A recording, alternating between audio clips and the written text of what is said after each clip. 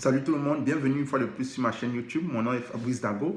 Je suis très content, j'espère que vous allez bien. Chaque fois que je parle de crypto-monnaie, de blockchain, j'ai toujours le sourire aux lèvres.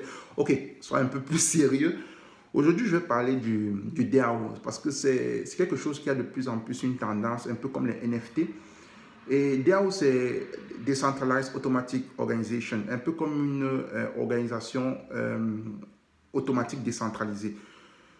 Le mot qui est important, ce qui est important ici à retenir, c'est automatique et décentralisé. Je vais faire un petit background rapidement. Vous savez, dans les compagnies traditionnelles, que ce soit Google, Facebook, je sais pas, les compagnies automobiles, Mercedes, Audi, n'importe quelle compagnie que vous connaissez qui, qui, qui est sérieuse, si je peux dire comme ça, en général, il y a des actionnaires, donc les gens qui ont investi beaucoup d'argent dans la compagnie. Et en général, c'est eux qui dirigent la compagnie, si je peux dire. Donc, c'est eux qui choisissent un CEO et qui décident et qui disent aussi que voilà, est-ce que nous on veut que la compagnie fonctionne. Voilà nos objectifs pour l'année.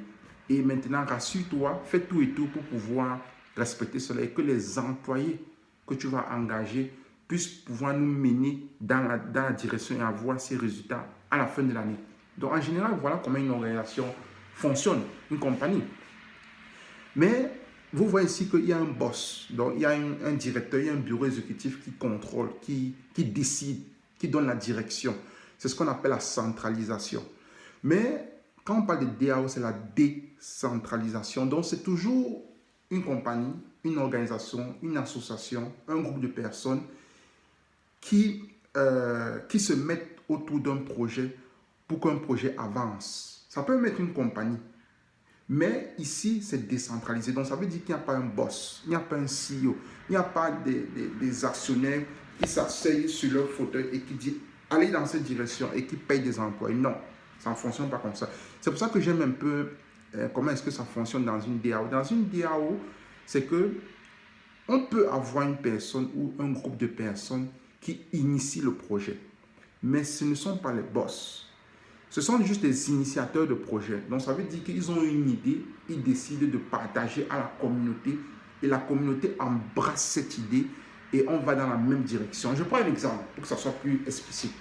Supposons que moi, je décide de lancer un DAO, de lancer un projet DAO.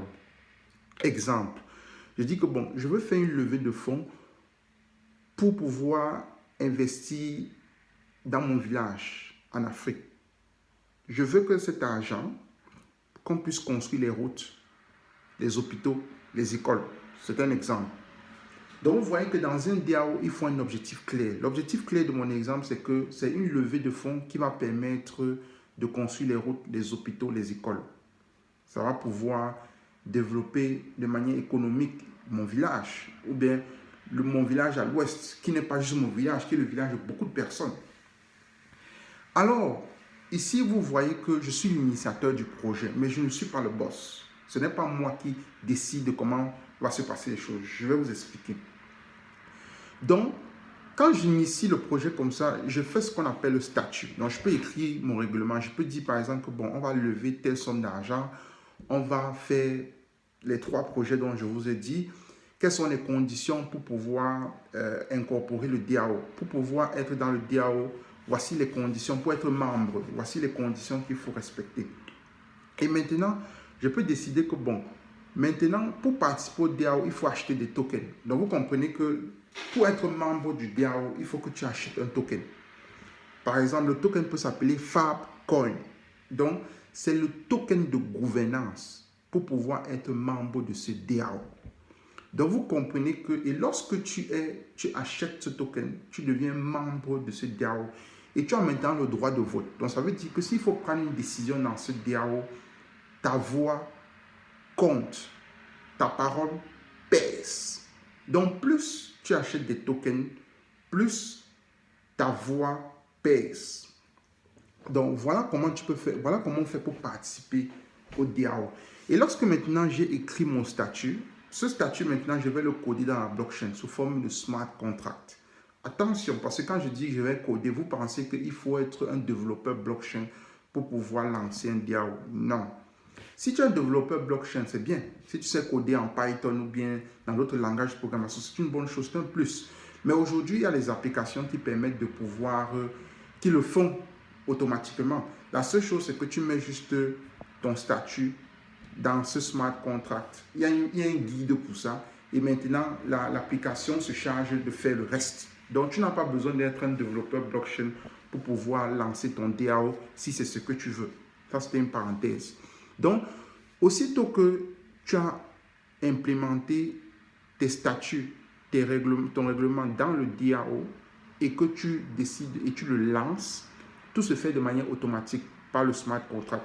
Donc, la collecte d'argent se fait de manière automatique. Les gens vont juste transférer leurs fonds dans le wallet du DAO. Comme tu transfères un Bitcoin, un Ethereum à ton ami, c'est la même chose. Donc, vous voyez que tout se passe de manière automatique. Et comme c'est dans la blockchain, tout est transparent. Donc, ça veut dire quoi? Ça veut dire que lorsque vous envoyez l'argent dans le wallet, je ne prends pas l'argent pour aller faire ce que je veux, non. Tout ce qui est fait est dans la blockchain. Donc, ça veut dire que vous partez consulter la blockchain, vous regardez exactement combien d'argent a été pris, combien d'argent a été levé, quelles sont les sommes qui sont allouées pour la construction des écoles, la construction des hôpitaux, la construction des routes. Tout est dans la blockchain. Et cet argent ne part pas dans un compte bancaire d'une personne, de celui qui a initié le DAO. Ça part dans le wallet du DAO. Donc, tout le monde peut aller savoir combien est-ce que nous avons dans les comptes et qu'est-ce qui est fait avec notre projet. Dans une compagnie traditionnelle en général, vous ne savez pas qu'est-ce qu'on fait avec l'argent. Même quand on vous dit ce qu'on fait avec l'argent, vous n'avez pas les preuves de cela. Mais dans la blockchain, tout est transparent et c'est open source. C'est pour ça qu'on dit que c'est open source. Donc, ça veut dire que même si tu es au Vietnam, même si tu es n'importe où et que tu veux participer au DAO, tu peux participer au DAO et tu peux prendre des décisions. Donc, ça veut dire que si on veut prendre une décision, on dit par exemple que bon, ok, nous voulons construire la route, par exemple, au village qui va avoir tel kilomètre, oui ou non. Si la majorité dit non, on ne le fait pas. Donc, ce n'est pas une personne qui décide de ce qui va se faire dans le DAO. Non.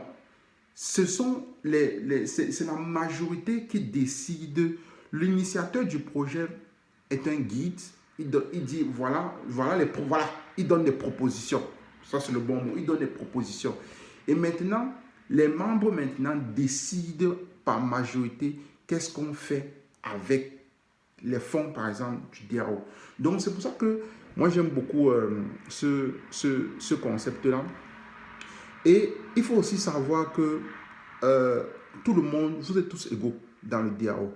Mais maintenant, comme le nom l'indique, la décentralisation. Donc, vous voyez ici qu'il n'y a pas un bureau exécutif en haut qui décide comment est-ce que les choses vont fonctionner comme dans une compagnie normale. C'est vraiment la décentralisation. Comme dans toute chose, il y a des risques. Il y a un inconvénient parce que le DAO, c'est quelque chose qui est nouveau. Donc, on n'a pas encore eu le temps de vraiment d'implémenter ça de manière sérieuse. Donc, ce n'est pas encore régulé le DAO. Donc, ça veut dire que si le DAO marche mal, si par exemple, on n'arrive pas à faire exactement ce qu'on a décidé en termes de projet, si quelque chose marche mal dans le DAO, pour une raison ou une autre, vous n'avez pas la possibilité de retourner, de récupérer vos fonds. Parce que ce n'est pas régulé, il n'y a pas une juridiction en haut qui dit que bon, ok, en temps de... S'il y a des litiges, voilà un peu comment ça fonctionne. Comme le concept est nouveau. Et comme vous le savez bien, c'est open source. Donc ça veut dire que n'importe qui peut aller hacker le système. Donc n'importe qui s'y connaît peut aller hacker le système. Donc voilà un peu ce qui peut un peu déranger dans un DAO.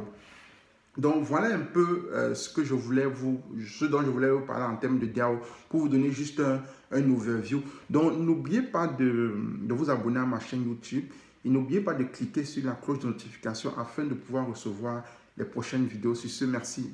Ciao.